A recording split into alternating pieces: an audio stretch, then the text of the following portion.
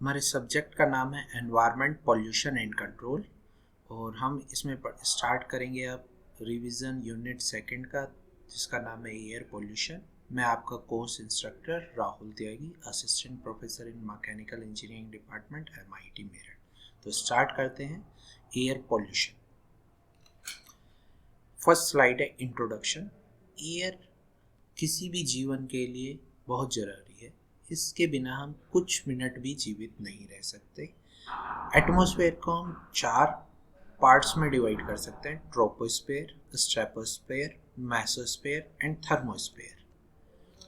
तो एटमॉस्फेयर में हमारी हवा में कई अवयव होते हैं, जिसमें से 78.1% नाइट्रोजन होती है, 20.9% ऑक्सीजन होती है, 0.03% कार्बन डाइऑक्साइड होती है और 0.7% और बाकी अवयव होते हैं, जिसमें क्रिप्टॉन, जीनोन, आर्गन, हीलियम, मेथोन और सल्फर डाइऑक्साइड अवयव होता है। अब हमारा ठीक है यूनिट का नाम एयर पोल्यूशन है, तो एक्चुअली में वायु प्रदूषण होता क्या है? वायु प्रदूषण में कुछ गैसेस या कुछ आपके लिक्विड्स या सॉलिड स्टेट ठोस रूप में भी उसमें वायु में उपस्थित होते हैं, जो हानिकारक होते हैं ह्यूमंस के लिए, प्राणियों के लिए या किसी भी जीवित प्राणी के लिए। उसे हम वायु प्रदूषण बोलेंगे। या हम बोल सकते हैं कि कुछ परसेंट क्योंकि ये पहले से भी कुछ अमाउंट में तो परसेंटेज, तो जब किसी हानिकारक पदार्थों की मात्रा किसी पर्टिकुलर अमाउंट से ज़्यादा वो बढ़ जाती है, जो एनवायरनमेंट पे हानिकारक प्रभाव डालती है, उसे हम प्रदूषण कहते हैं। अब इस डायग्राम से आप समझ सकते हैं एनी कोई भी जो आपको नज़र आते हैं प्रदूषण और जो नज़र नहीं आते। ऐसा हो सकता है कोई विजिबल प्रदूषण ना हो और उनकी अगर मात्रा एक पर्टिकुलर अमाउंट से बढ़ने लगती है, दैट इज नोन एज वायु प्रदूषण। अगर इसे हम और उसमें डिफाइन करें एक्स्ट्रा, तो हम इसे 2 पार्ट्स में डिवाइड कर सकते हैं: primary air pollutants and secondary air pollutants.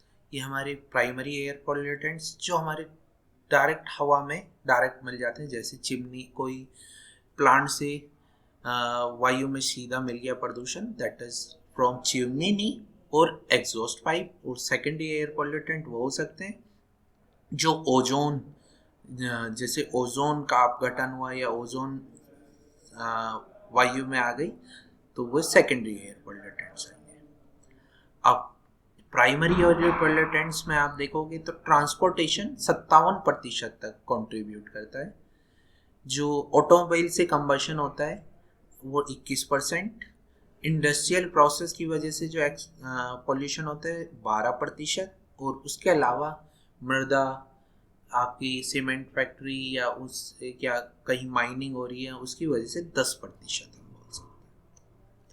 अब मेजर सोर्सेस क्या है, तो हमने सबसे ज़्यादा देखा ऑटोमोबाइल, क्योंकि ट्रांसपोर्टेशन में ऑटोमोबाइल यूज़ होने वाले हैं, तो ये हमारे मेजर सोर्सेस हैं। इनमें इनसे हमारे hydrocarbon, carbon monoxide, lead, nitrogen के ऑक्साइड और पार्टिकुलेट मैटर वायु में आते हैं। जब ये हाइड्रोकार्बन या ऑक्सीजन सनलाइट में आते हैं, तो ये फोटोकेमिकल इफेक्ट प्रोड्यूस करते हैं, जिसकी वजह से आपके फोटो स्मोक प्रोड्यूस हो सकता है।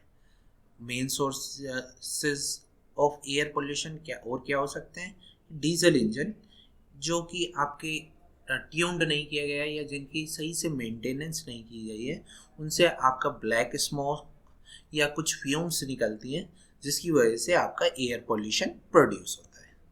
इंडस्ट्री से चिमनी के माध्यम से आपके पोल्यूशन निकलता है, उसमें सल्फर डाइऑक्साइड हो सकती है, नाइट्रोजन ऑक्साइड्स हो सकती है, ऐश हो सकती है, पार्टिकुलेट मैटर्स हो सकते हैं कोल की फॉर्म में। दूसरे इंडस्ट्री से और क्या क्या निकल सकते हैं? इंडस्ट्री से कार्बन मोनोऑक्साइड निकल सकती है, carbon dioxide, ozone, hydrogen sulphide और हाइड्रोजन डाइऑक्साइड, ये सब भी वेस्टेज चिमनी के माध्यम से निकल सकते हैं। इनकी वजह से हमारा टेम्परेचर भी इंक्रीज होता है, जिसकी वजह से ग्लोबल वार्मिंग भी आपकी इंक्रीज हो सकती है। कुछ डोमेस्टिक सोर्सेज मतलब घरेलू उससे भी कुछ निकल सकते हैं, क्योंकि गाँव में अभी भी कोयला, लकड़ी या ऑयल मेजर उसमें यूज़ किया जाता है घरों में, जिसकी वजह से हमारे धुआं, डस्ट पार्टिकल, सल्फर डाइऑक्साइड और नाइट्रोजन ऑक्साइड हवा में मिल सकते हैं। इसके अलावा कई लोग तंबाकू का सेवन कर सकते हैं, जो सिगरेट की फॉर्म में कर सकते हैं, या दूसरे सोर्सेज में हुक्का के रूप में कर सकते हैं, जिसकी वजह से भी आपका एयर पोल्यूशन फैलता है। मिसलेनियस उसके अलावा दूसरे भी आपके कि आपकी फंगी या आपने खनन किया, माइनिंग की, उसकी वजह से कुछ न्यूक्लियर पावर प्लांट से कुछ पॉल्यूशन निकला है जो एयर में इंक्रीज हो गया है, वो स्प्रे किया जा सकता है, तो इसकी वजह से भी आपके एयर पोल्यूशन फैलता है। नोट एक चीज़ नोट करने वाली है इसमें कि फर्स्ट 30 किलोमीटर तक आपकी जो, अगर हम पृथ्वी की सतह से बात करें तो फर्स्ट 30 किलोमीटर तक हमारी गैसेस पाई जाती हैं। इसमें से जो मैन को इफेक्ट करेंगी वो 8 से 10 किलोमीटर का एटमॉस्फेयर इफेक्ट करेगा। तो अगर इसमें आपके ज़्यादा पोल्यूशन फैलता है तो उसकी वजह से उसे रेसिप्रोकेटरी मतलब सांस लेने में तकलीफ हो सकती है। उसके बाद कुछ ऐसा हो सकता है कि वर्टिकल डिफ्यूजन की आपके ऊपर जाके कुछ ग्रीन हाउस गैसेस इकट्ठा हो जाएं, जिसकी वजह से आपका टेम्परेचर इंक्रीज होने लगे या स्मोक प्रोड्यूस होने लगे। तो इसकी वजह से आपके सीजन्स भी चेंज हो सकते हैं। समर्स में बहुत ज़्यादा गर्मी पड़ सकती है और विंटर्स में बहुत ज़्यादा सर्दी पड़ सकती है, या ऐसा हो सकता है कि इनका सीज़न बहुत छोटा हो जाए या बहुत बड़ा हो जाए, कोई पर्टिकुलर सीज़न कि कहीं बहुत सूखा पड़ गया, कहीं बहुत बाढ़ आ गई, तो ये इनके इफ़ेक्ट हो सकते हैं। तो अब हम बात करेंगे कि मेजर पॉल्यूटेंट्स, आपके मेजर प्रदूषक कौन कौन से हैं। तो मेजर प्रदूषक में first one carbon monoxide, second one sulphur dioxide, third one nitrogen dioxide, fourth one particulate matter, fifth one ground level ozone. आप देखोगे इसमें कार्बन डाइऑक्साइड या दूसरे वे नहीं लिए गए हैं, तो जो मनुष्य या जीव जंतु पर ज़्यादा प्रभाव डालते हैं ये मेजर प्रदूषक के रूप में लिए गए हैं।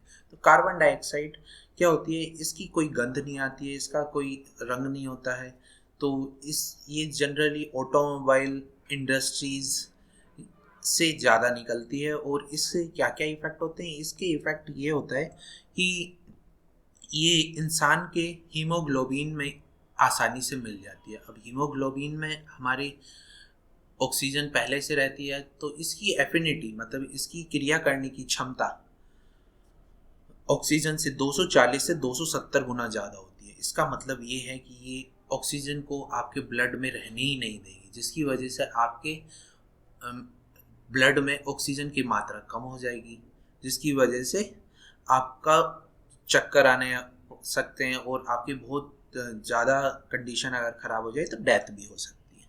तो ये हमारे कार्बन मोनोऑक्साइड्स के इफ़ेक्ट है। कार्बन मोनोऑक्साइड से आपको थकान हो सकती है, सिर में दर्द हो सकता है, धुंधलापन दिखाई दे सकता है।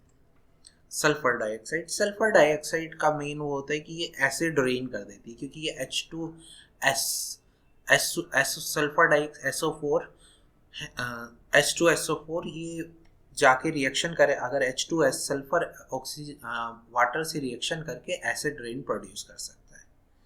तो एसिड रेन से आपका अगर एसिड सीधे कांटेक्ट में आ जाए तो आप देखते हो कि हाथ पे छाले पड़ जाते हैं, तो एसिड रेन में भी यही हो सकता है। नाइट्रोजन ऑक्साइड्स का भी सेम है। नाइट्रोजन ऑक्साइड्स अगर आप सीधे इनहेल करते हो तो वो आपके न्यूरॉन्स पे फ़र्क डाल सकती है, आपकी सोचने की क्षमता को पे भी फ़र्क डाल सकती है, और जनरली ये पावर प्लांट या गैस स्टोव से प्रोड्यूस हो सकता है।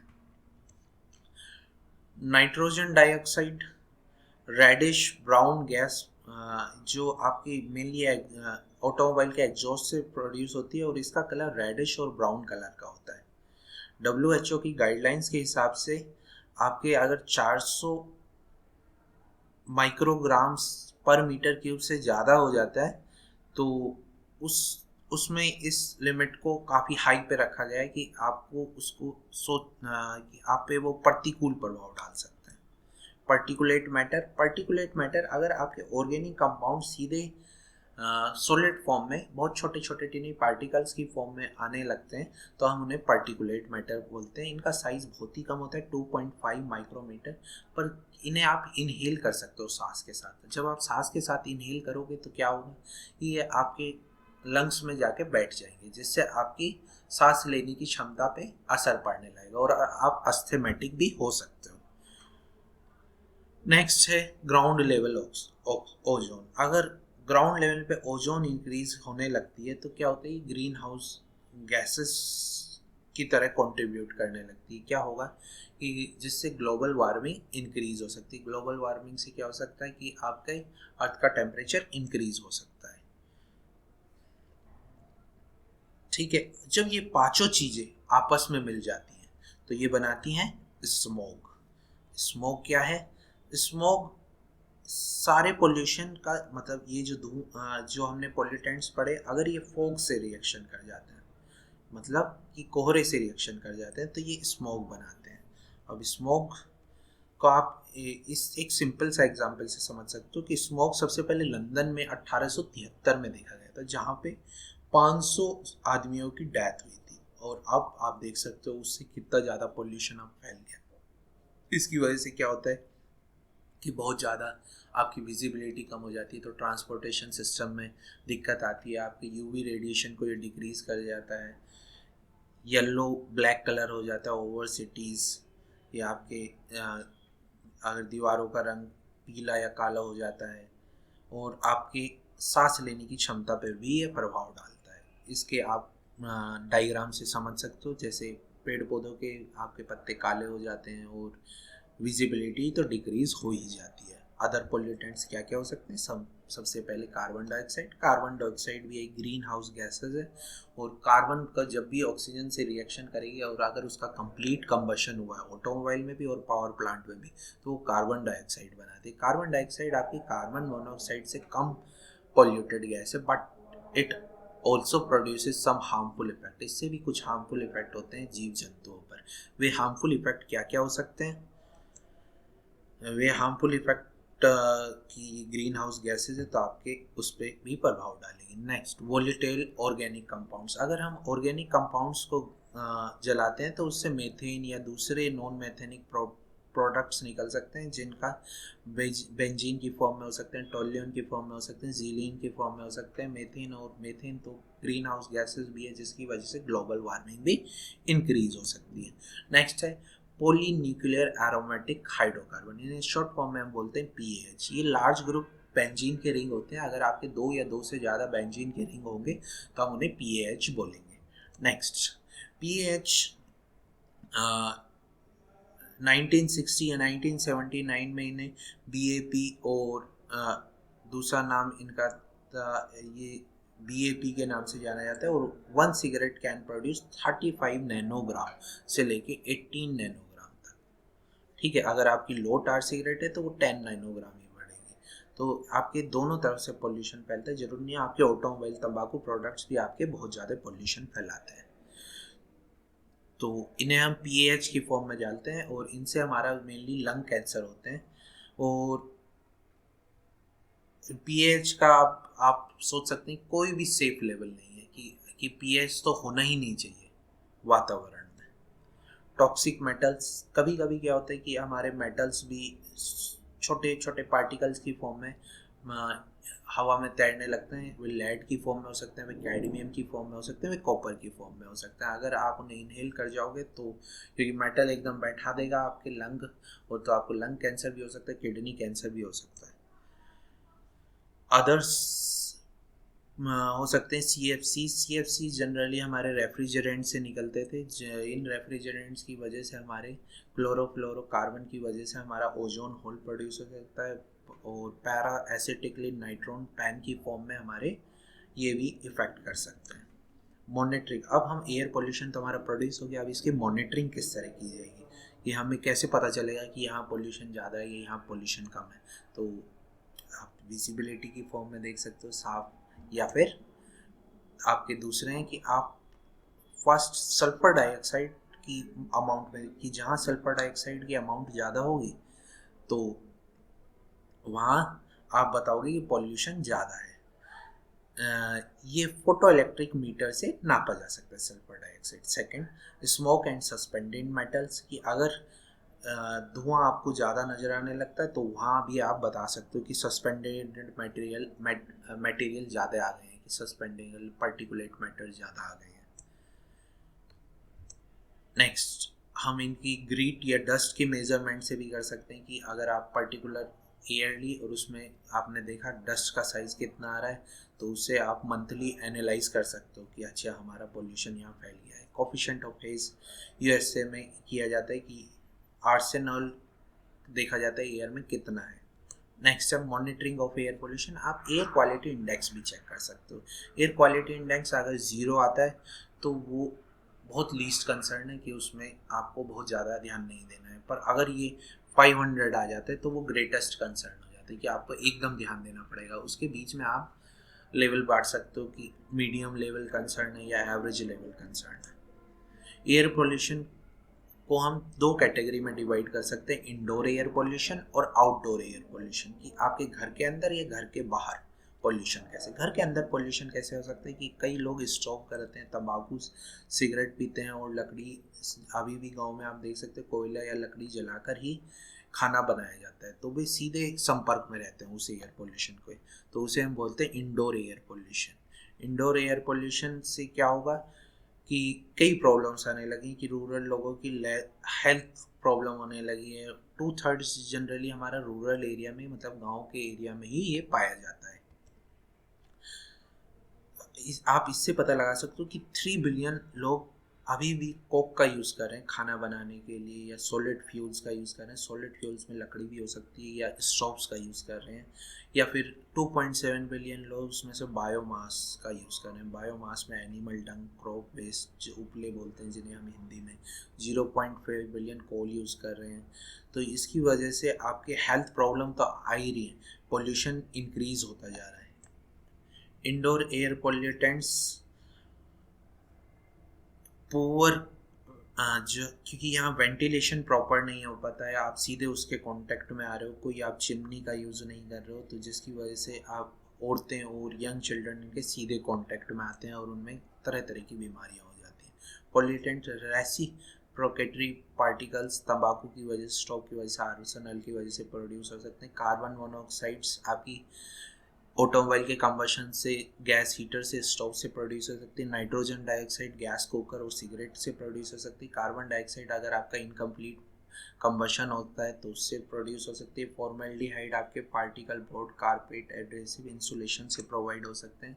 इसी तरह सल्फर डाइऑक्साइड आपके कोल कंबशन से प्रोड्यूस हो सकती है। अदर जो जैविक गैसेज हैं वे आपके solvent, adhesive, resin products, aerosol spray से प्रोड्यूस हो सकती हैं। ओजोन आपकी इलेक्ट्रिक आर्किंग, ये आप जब वेल्डिंग करते हो उससे प्रोड्यूस हो सकती है। रेडन एंड बिल्डिंग मटेरियल की वजह से प्रोड्यूस होते हैं। एस्बेस्टस प्रोडक्ट्स, इंसुलेशन और फायर प्रूफिंग, जो फायर प्रूफ करने के लिए आप बनाते हो, अगर उन पे आग जब इफेक्ट आती है तो वहाँ से एस्बेस्टस निकल सकता है। मिनरल फाइबर्स आपके माइनिंग के दौरान प्रोड्यूस हो सकते हैं। स्मोकिंग, कुकिंग फ्यूल्स, आप देखते हो कि लगातार हम लकड़ी जलाए जाते हैं तो उसकी वजह से हमारा एयर पोल्यूशन फैलता है। कार्बन मोनोऑक्साइड के सोर्सेज क्या हो सकते हैं, gas, kerosene, wood stove, coals. Room में हम हीटर लगा लेते हैं या वाटर हीटर यूज़ करते हैं, उससे भी आपके तंबाकू से तो प्रोड्यूस होती ही है। सेकेंड हैंड तंबाकू स्मोक, इनका क्या क्या इफ़ेक्ट पड़ता है। आप रेसिप्रोकेटिंग सांस लेने की प्रॉब्लम तो होगी, पर आपके 1 साल के बच्चे पे भी 38% वे उन्हें हॉस्पिटलाइजेशन की दिक्कत आने लगती है। इनसे बच्चों की मृत्यु दर 80% तक इंक्रीज हो जाती है। तो कार्बन डाइऑक्साइड बहुत ज़्यादा इफेक्ट डालती है। पेस्टिसाइड से भी आपके एयर पोल्यूशन फैलता है, कि आप पेस्टिसाइड से लगाएं तो उसकी वजह से हैंड टू माउथ, क्योंकि बच्चे सीधे कांटेक्ट में आ सकते हैं, उसकी वजह से एयर पोल्यूशन भी फैलता है। तो पेस्टिसाइड्स भी हमें देख के यूज़ करनी चाहिए होम और स्कूल्स पे। मॉस्किटो कोइल्स हम देखते हैं, मॉस्किटो कोइल्स यूज़ होती है। मॉस्किटो कोइल्स से लगातार धुआं निकलता है, उसकी वजह से भी आपके अस्थमा या दूसरी सांस की प्रॉब्लम हो सकती है। Solvent and volatile organic compound, आप लगातार सॉल्वेंट्स यूज़ करते हो जिसकी वजह से आपके कीड़े मकोड़े पैदा ना हो, पर उसकी वजह से भी एयर में इंडोर पोल्यूशन फैल रहा है। बायोलॉजिकल पोल्यूटेंट्स में कहीं आप देखते हो कि कचरा सड़ने लगता है, वहाँ भी आपका एयर पोल्यूशन, उनसे भी कुछ टॉक्सिक गैसेस निकलती हैं जिसे हम बोलते हैं बायोलॉजिकल पोल्यूटेंट्स। या आप बोल सकते हो कुकिंग के दौरान, मतलब खाना बनाने के दौरान भी ये पैदा ही होता है। एडवर्स इंडोर एयर पोल्यूटेंट्स के हेल्थ पे सीधे इफेक्ट, क्योंकि इंडोर घरों के अंदर हम इंसान रहता है, उसकी कुछ तो उन पे वो उनका सीधा इफेक्ट होता है, जिसकी वजह से आप देखते हो कि किसी के घर में बहुत ज़्यादा कफ या आप जुकाम ज़्यादा रहने लगा है, तो वो क्योंकि इंडोर उनका इतना साफ नहीं है, उसमें कुछ एयर सर्कुलेशन इतना ज़्यादा नहीं है। ओके, नेक्स्ट है क्रॉनिक। और क्या क्या इफ़ेक्ट हो सकते हैं इनके? लंग्स पे इफ़ेक्ट, ये लॉन्ग टर्म इफ़ेक्ट डालते हैं, ये लंग्स आपके वीक होते चले जाते हैं, आपको कई तरह की बीमारियां होती चली जाती हैं। आउटडोर एयर पोल्यूशन आप देखते हो ट्रांसपोर्ट की वजह से या प्लांट की वजह से प्रोड्यूस होते हैं। ये एस्टिमेट किया गया है कि डेवलपिंग कंट्री में 1.3 million, more than half of them developing every year outdoor pollution से मर जाते हैं। 1.3 मिलियन, ये बहुत बड़ी अमाउंट है। अगर इतने लोग अगर आपके पोल्यूशन से मर रहे हैं तो हमें इस पे सख्त कदम लेने की तुरंत ज़रूरत है। मेजर ऑयल पोल्यूटेंट आपके ओजोन होते हैं, ओजोन के बारे में हम पहले बात कर चुके हैं। पार्टिकुलेट मैटर एयर पोल्यूशन होते हैं, इनके बारे में भी हम बात करते हैं। Nitrogen oxide, sulphur dioxides, acid rain हमारी किस वजह से प्रोड्यूस होती है? हमारी नाइट्रोजन और सल्फर अगर वेपर से रिएक्शन कर जाती है तो वो H2SO4 या HNO3 बना सकती है, जिसकी वजह से आपके बिल्डिंग इरोड हो सकती है और वो वेजिटेबल जो खाद्य पदार्थ हैं जो आपकी खेती में है उन पे भी एडवर्स इफेक्ट डालते हैं। Effect of outdoor air pollution, कि आउटडोर एयर पोल्यूशन हेल्थ पे भी प्रॉब्लम पड़ते हैं, सोशल और इकोनॉमिक एक्सपेक्ट तो पड़ते हैं, आपकी बिल्डिंग, वेजिटेबल, सब ट्रांसपोर्टेशन, सब पे इफेक्ट डाल रहे हो। हेल्थ एस्पेक्ट्स हम देख ही चुके हैं कि आपके पोल्यूशन से क्या क्या लंग कैंसर्स हो सकते हैं, अस्थमा पे इफेक्ट डालते हैं, आपकी सांस से रिलेटेड एलर्जी हो सकती है, यहाँ तक कि अगर आप बहुत ज़्यादा इंटेंस पोल्यूशन में जाते हैं तो आपकी मृत्यु भी हो सकती है। इसकी वजह से क्या हुआ है कि अगर लेड अगर चिल्ड्रन तक पहुंच जाता है तो उनके नर्वस सिस्टम, उनकी सोचने की क्षमता पर भी वो, जिसकी वजह से उनका आईक्यू लेवल बहुत कम हो जाता है, आप देख, और वो इतना परफॉर्म नहीं कर पाते जितनी उनकी कैपेसिटी होती है। तो air pollution, social and economic effect क्या पड़ सकता है कि आपके जो मेटल्स पार्ट है, जो धातु का पदार्थ है, वो इजीली जंग पकड़ लेता है, बिल्डिंग का डैमेज जल्दी होने लगता है, आप क्योंकि आपकी क्लीनिंग और मेंटेनेंस में कुछ ना कॉस्ट जाती है, एस्थेटिक वैल्यू गिरती जाती है, विजिबिलिटी इन डिक्रीज हो जाती है, जिसकी वजह से आपके ज़्यादा एक्सीडेंट होते हैं।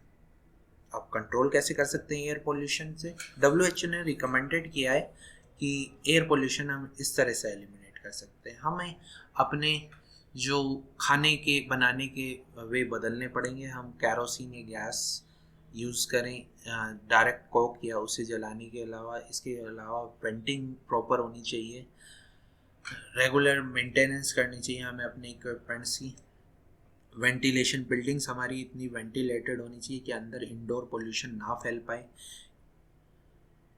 एयर क्लीनिंग की बात की जा रही है, फ्रेशनर्स आपको यूज़ नहीं करने, क्योंकि फ्रेशनर्स से आपकी एयर पोल्यूटेड नहीं, बस आपको महक अच्छी आने लगती है।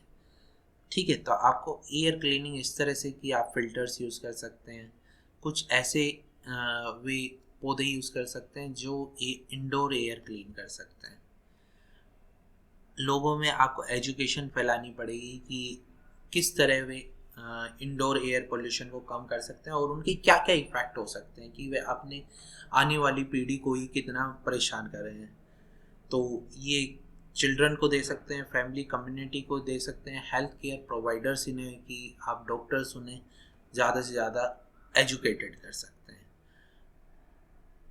इंडोर एयर पोल्यूशन करने के लिए तंबाकू पे रोकथाम की सख्त ज़रूरत है। इंडोर के अंदर भी कुछ एयर रेगुलेशंस आने चाहिए, कुछ कम्युनिटी बनाई जा सकती है जो इस पर एक्शन ले या थोड़ी रिसर्च की जा सकती है।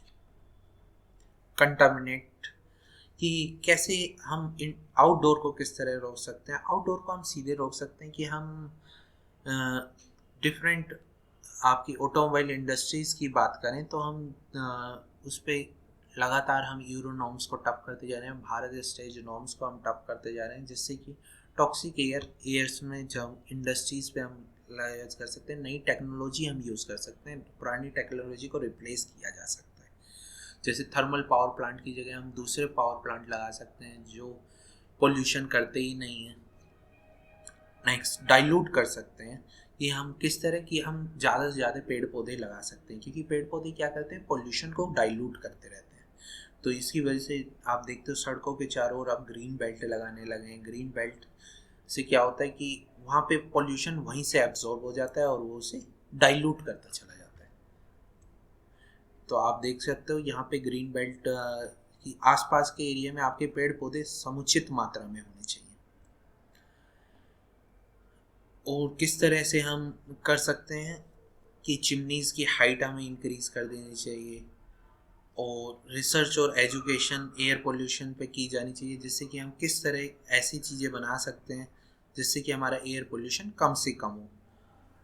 और क्रिएशन की कहीं पे हम स्मोक लेस जोन बना सकते हैं कि यहाँ पे आप स्मोक प्रोड्यूस नहीं कर सकते, नहीं तो आप पे इतनी पेनल्टी लगेगी। स्मोक लेस जोन कैसे हो सकते हैं कि आप यहाँ पे सिगरेट नहीं पी सकते या कुछ नहीं पी सकते, that is smoke less zone.